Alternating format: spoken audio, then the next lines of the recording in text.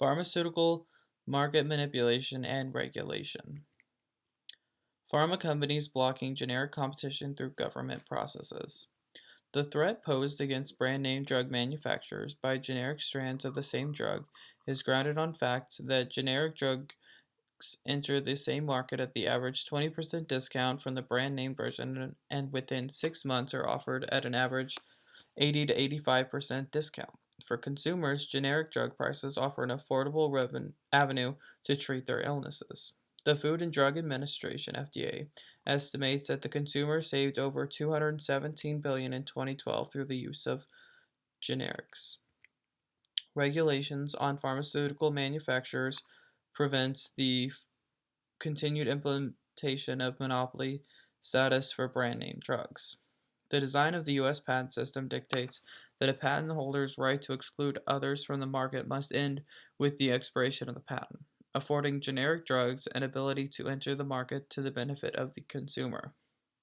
The law governing such monopolization and generic drug protection is covered by the Drug Price Competition and Patent Term Restoration Act, commonly known as the Hatch-Waxman Act.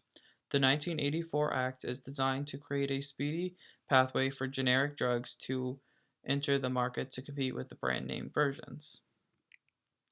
Prior to the Act, would-be generic manufacturers could not apply to enter the market until after the branded name company's patents had expired.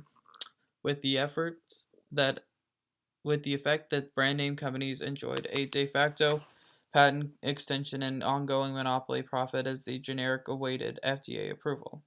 Instead, this act now permits pharmaceutical firms to submit an abbreviated new drug application before the patent for the brand name drug have expired.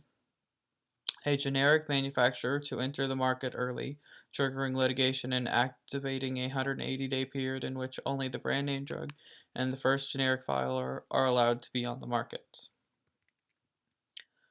Litigation involving the generic brand name drugs. Federal Trade Commissioner v. Shire Pharma Inc.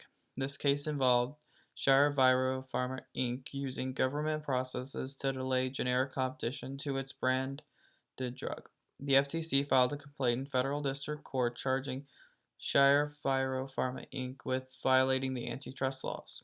This complaint was based on Pharma filing approximately 43 unsupported filings with the U.S. Food and Drug Administration and courts for the purpose of delaying the FDA's approval of the generic version of its drug.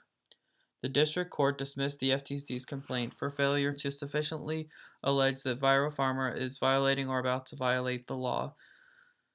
This dismissal has since been appealed. Federal Trade Commission v. Allergan plc et al. The complaint alleged that the defendants had entered into a reverse payment agreement in an effort to eliminate the risk of lower-cost generic competition to Endo Pharmaceutical Inc.'s Lipidorum. Watson Laboratories Inc. agreed to forego entry with a lower-cost generic version of Lidoderm for more than a year. In return, Endo agreed to refrain from competing with Watson's soon-to-be generic version for a certain period of time of Watson's generic sales. There were the underlying facts which caused the FTC to file their complaints alleging unfair methods of competition in or affecting commerce and violating of various antitrust laws. Federal Trade Commission v. Allergan plc et al. Involved a case in which the complaints charged several major pharmaceutical companies with illegally blocking consumer access to lower-cost versions of its branding drugs. The defendant filed baseless patent infringement lawsuits against potential generic competitors, Teva Pharmaceutical US Inc. and Perrigo, to unlawfully maintain and extend their monopoly power. These infringement lawsuits trigger an automatic 30-month stay of the FDA's authority to approve the generic application without consideration of the merits of the infringement claims. In the matter, settlement agreement was reached in which an order specifically prohibited Teva from entering into agreements that included reverse payments in the form of 1. Side deals in which the generic receives compensation through a business transaction, entered at the same time as a patent litigation settlement. 2. A no authorized generic comment in which a brand company agrees not to compete with an authorized generic version of the drug for a period of time. Mergers lessening competition and monopolization. The larger expense associated with pharmaceutical research and development is one of the main reasons firms in the industry rationalize acquiring smaller agencies. The expense not only emanates from the time consuming process, but also the idea that larger agencies need to stay ahead of any competitors. These are three categories of mergers that the Federal Trade Commission seeks to bar for the fear of the potential to lessen competition. These mergers include horizontal mergers involving two primary competitors, vertical mergers involving firms in a buyer seller relationship, and potential competition mergers where the buyer is likely to enter the market and become a potential competitor of the seller. In recent years, a majority of the largest pharmaceutical firms have derived their power and ability to set prices from the use of horizontal mergers. The goal of barring these transactions is to limit the negative consequences of a merger, such as price inflation and the dwindling availability of generic products. A report produced by the Institute for Health and Socioeconomic Policies found that drug costs have increased 303% since 1993, while the price of brand name drugs have increased 164% since 2008, and the price of hundreds of generic drugs have risen by over 1,000 also since 2008. Effects of low competition and high increasing drug prices. The lack of competitive market for generic drugs and the subsequent increase of prescription drug prices has led to seriously adverse consequences. In the first half of 2019 alone, over 3,400 drug manufacturers boosted their prices, an increase of 17% from the same period in 2018. The average price hike was around 10.5%, or about 5 times the rate of inflation.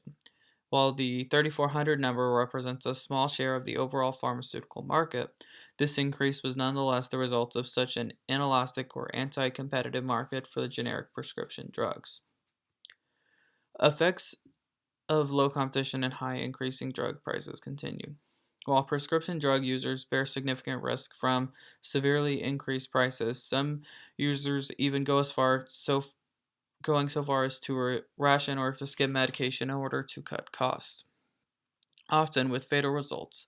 Healthcare systems and hospitals bear significant financial burden with increased drug prices bought on by low competition. A recent report from the National Opinion Research Center at the University of Chicago, Recent Trends in Hospital Spending and Manufacturing Shortages, include an analysis of drug spending trends for the hospital and the factors that affected overall trends. Extensive in-scope key findings from the report showcase the price hike effects.